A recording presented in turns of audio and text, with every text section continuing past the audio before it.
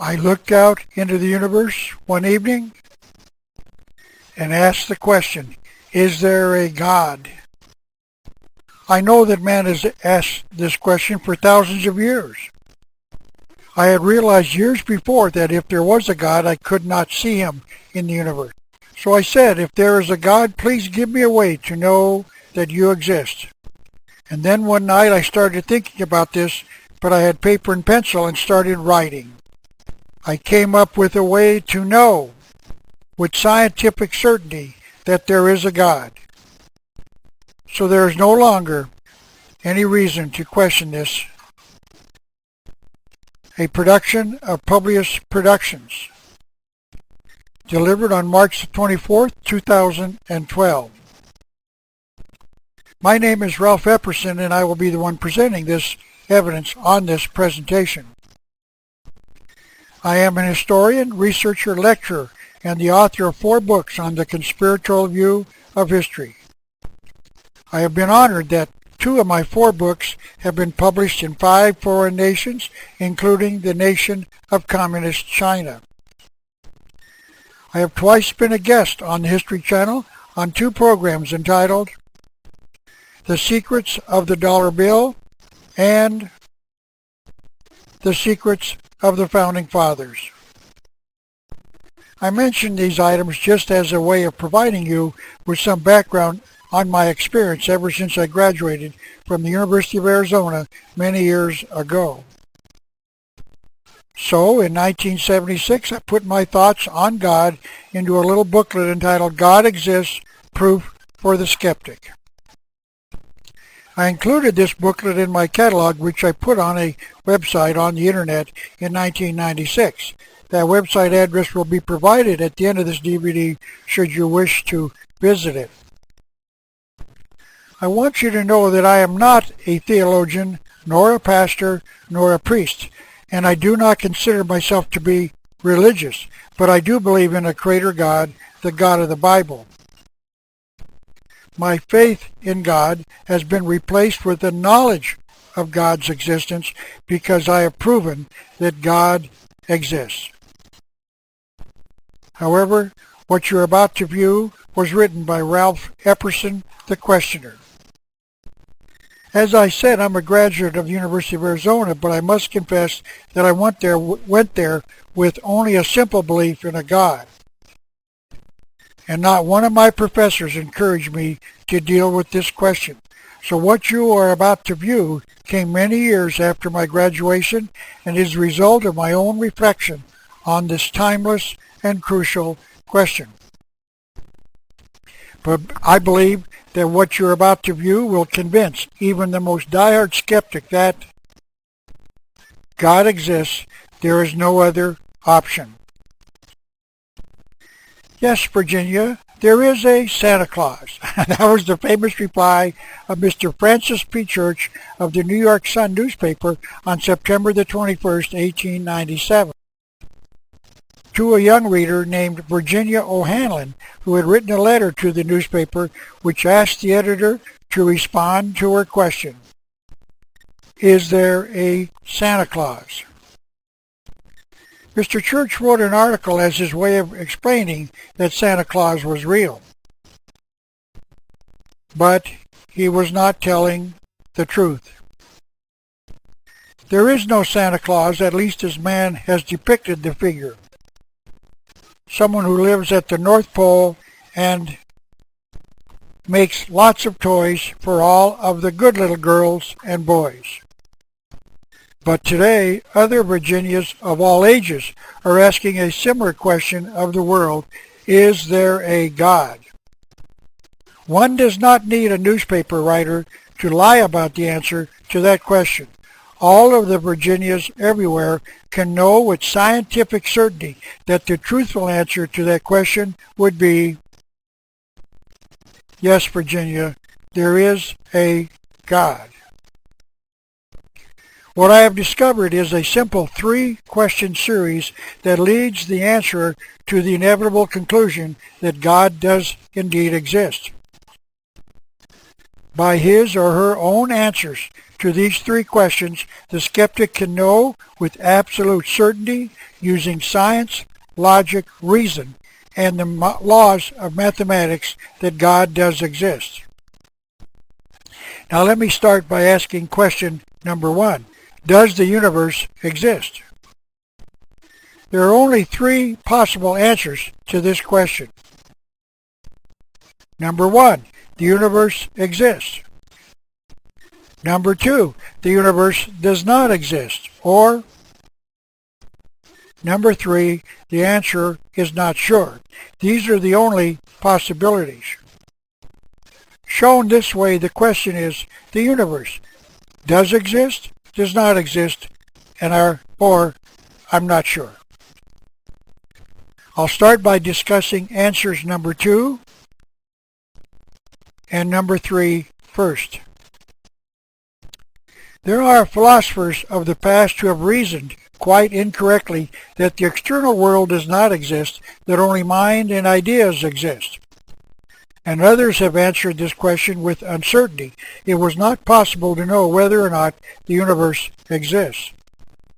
I contend that both of these answers are illogical, unreasonable, and without scientific validity. The universe exists. Think about this. A mind capable of asking the question has to exist before it can ask the question. Descartes, a 17th century philosopher, wrote, "I think, therefore I am." The universe exists because the human mind can think about whether or not it exists. So the answer to question number 1 has to be the universe exists. Believing that it does not exist is illogical, as is the position that the skeptic is not sure. Once again, simply stated, the universe exists. Now let me pose question number 2. Since the universe exists, did it have a beginning? Once again, that question has three possible answers. Number 1, yes, it had a beginning. Number 2, it's been in existence forever. Or number 3, it's impossible to know. These, once again, are the only options to this question. I will examine possibility number 2 first. Science proves that the universe had to have had a beginning because it could not have existed forever. One of the ways that the scientists can verify this certainty is through the study of thermodynamics. Thermodynamics is the science of heat transfer. Thermodynamics has two basic laws that are deemed to be universal in their application. They are called laws because they are thought to be applicable throughout the universe. They work in the Earth's solar system and they work in the entire universe as well. These two laws are, number 1, the law of energy conservation. Energy is not being created in the universe today, it is only being changed in form. And the second law is called the law of decay. Energy, as it is being changed in form, becomes less available for further use. The universe is slowly decaying as it is changing its energy into less available forms. For instance, the sun around which the Earth orbits is giving off heat as it utilizes its decreasing source of energy. This heat being given off is dissipated into the universe where it becomes less available for further use. Because energy can be neither created nor destroyed, it can only be changed. It therefore becomes more difficult to gather it up again and further convert it into other energy. In the case of the sun, this means that one day it will burn itself out because it will have used up all of its available energy, and there will be no way to recapture it. It follows, therefore, that one day all of the heat-producing suns in the universe will burn themselves out, and there will be a uniform temperature called a heat equilibrium throughout the universe.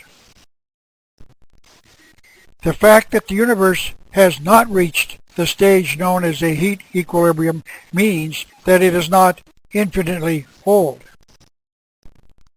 Since there will be a heat equilibrium one day, the fact that it has not occurred yet teaches the observer that it cannot be of infinite age. If it was infinitely old, it would have burned out by now. Let me now discuss another example that I have made to illustrate this truth. This is a picture of me taken in 1985 when I was thinking about the universe out in the desert here in Tucson, Arizona. It was taken when I had hair, and all of that thinking must have made me nearly bald just a few years later. This bright pink slice represents energy in the universe. The high point on the left side represents a universe fully created with all of the energy it needs. Then as it goes through eternity, the energy is decreasing, and then at the bright side, all of the energy has been used, and there will be a heat equilibrium. That means that the universe has a life expectancy. The universe has a beginning and a middle, and then an end when it has no energy left to utilize, and there will be a heat equilibrium. So the universe has a life of a certain amount of years and only a certain amount of years, meaning it could not have been given an eternal life. The line on this slide represents eternity, although it would be impossible for me to show it all on this slide because there's no beginning and no end to time. But just for the sake of our discussion, let's presume that this line represents billions and billions of years. Now in this slide I've shown the universe's life at one end and me at the other. This means that the universe had its life way before I thought about it, and the conclusion I must make is that this is impossible because the universe hasn't burned out yet. I can still see the sun and it's still burning. So this scenario is not true. There is another possibility. The universe has not been created yet, and it will be in a future date. Obviously, I could not be thinking about the universe if it had not been created. So this scenario is impossible as well. The third scenario is the only one possible. The universe has already been created, and I am somewhere inside its life, which means it has not burned out yet, but it will someday. I hope this little explanation has made sense to you. So the answer to question number 2 is the universe had a beginning. Therefore, after the first 2 questions, we can now say the universe exists because a belief that it does not exist is not an option, and a position that the skeptic is not sure is not logical nor reasonable. The universe had a beginning because it is impossible for it to exist forever, and it is once again illogical and unreasonable to state that the skeptic is not sure. We are forced to conclude so far the universe exists and it had a beginning. Now let me pose question number 3. How did the universe begin? Once again, there are only 3 possible answers to this question. Number 1, it was created by something larger than itself. Number 2, it was by chance, or if you will, accident. Or number 3, the answer is not sure. Shown this way, the question is the universe was created, came about by chance, or the answer is not sure. Let us first examine the chances of chance, meaning by accident, accounting for the initial creation of energy. Chance is not really chance. Mathematicians can accurately measure the probability of anything occurring once they know the nature of the things that the change will be acting upon. For example, a quarter has two sides, and if tossed up into the air and allowed to land on the ground, it will land only one of two ways. Either it will land on one side, called heads, or on the other side, called tails.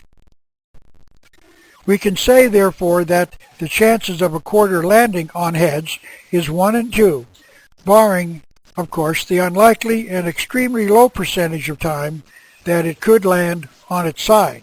But even this probability could be scientifically determined once scientists toss the coin enough times. But for the sake of argument, we will say that there are only two ways that the coin can land, either on one side or the other. If we toss up two quarters, there are now four ways that the coins can land. Number one, either they will both land on heads. Number two, they will both land on tails. Number three, the first will land on heads and the other will land on tails. Or number four, the first will land on tails and the other on heads. There are two ways that these things can be measured. Scientists can actually toss the coins into the air enough times and record their actual observations. Or mathematicians can calculate the probabilities involved by using the laws of mathematics without actually tossing the coins.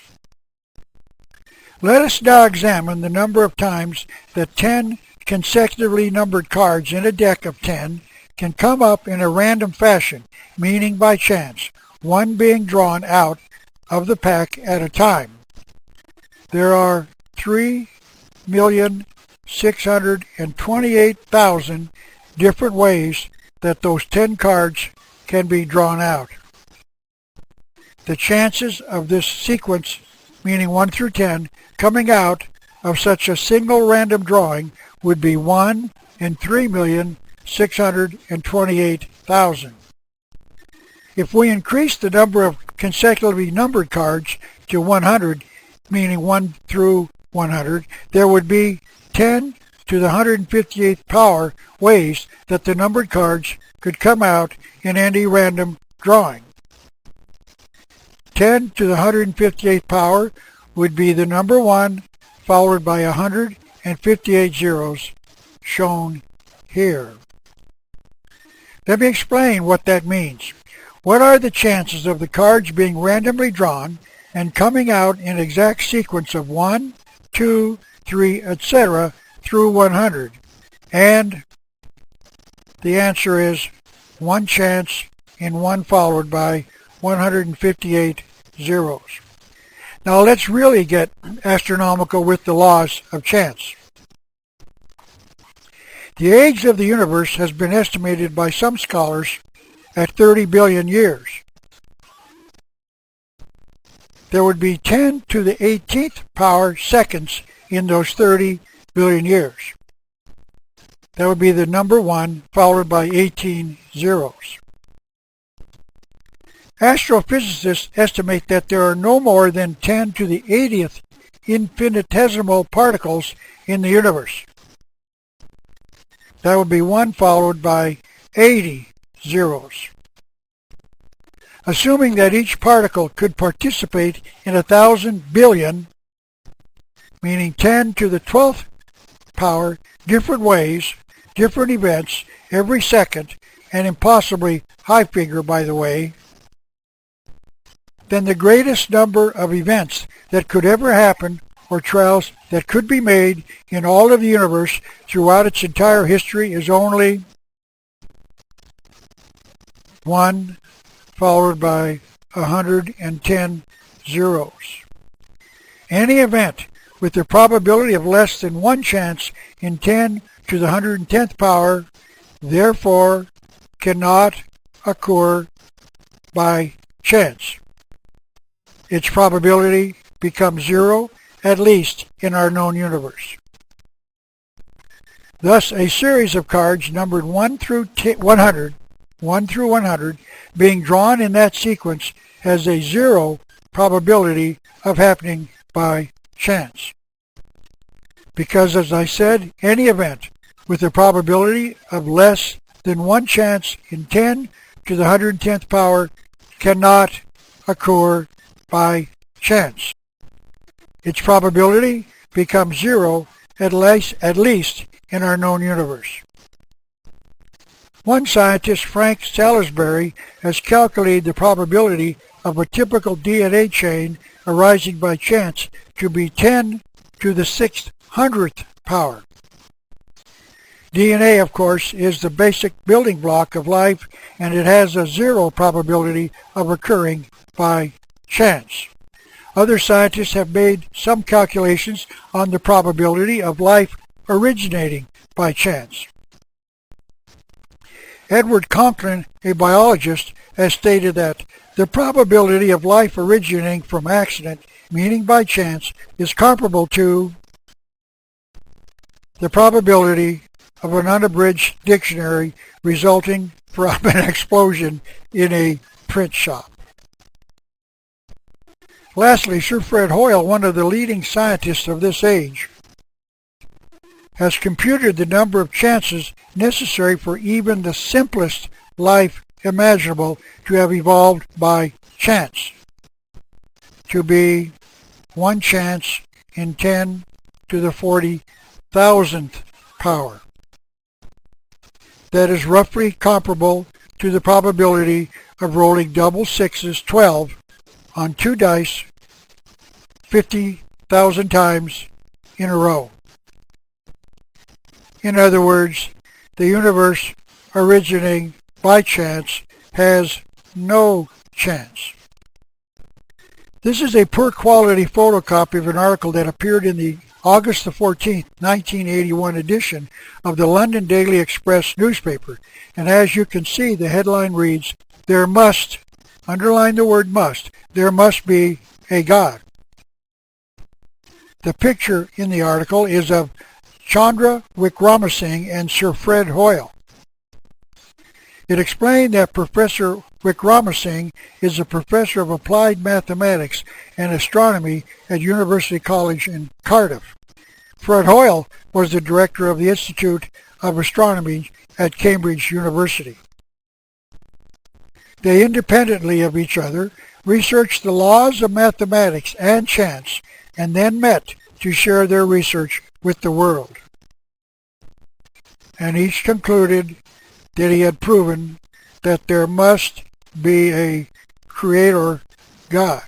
The article quoted Professor Wickramasinghe as saying that he is 100% certain that life could not have started spontaneously, and that the favorable properties of physics on which life depends are in every respect deliberate.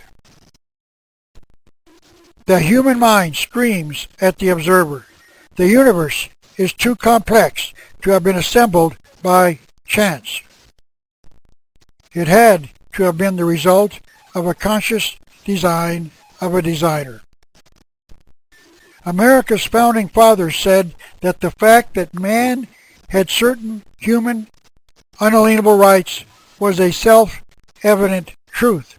They recognized that certain things were self-evident, and that meant that they understood that they were not debatable. They were true simply because they were simply true. Let me repeat that. A self-evident truth is not debatable. There are no other options. It is true simply because it is simply true. That is the way it is. I believe that I've shown you that the fact that the universe was created by a master designer is a self-evident truth. The human mind is compelled to conclude that there is a creator, a first cause. That thought is a self-evident truth. Now, where does that leave the skeptic? We can now review the answers to the 3 questions. Question number 1. Does the universe exist? Answer to question number 1. The universe exists. Question number 2. did the universe have a beginning? Answer to question number 2, the universe had a beginning. Question number 3, was the universe created by something larger than man and the universe?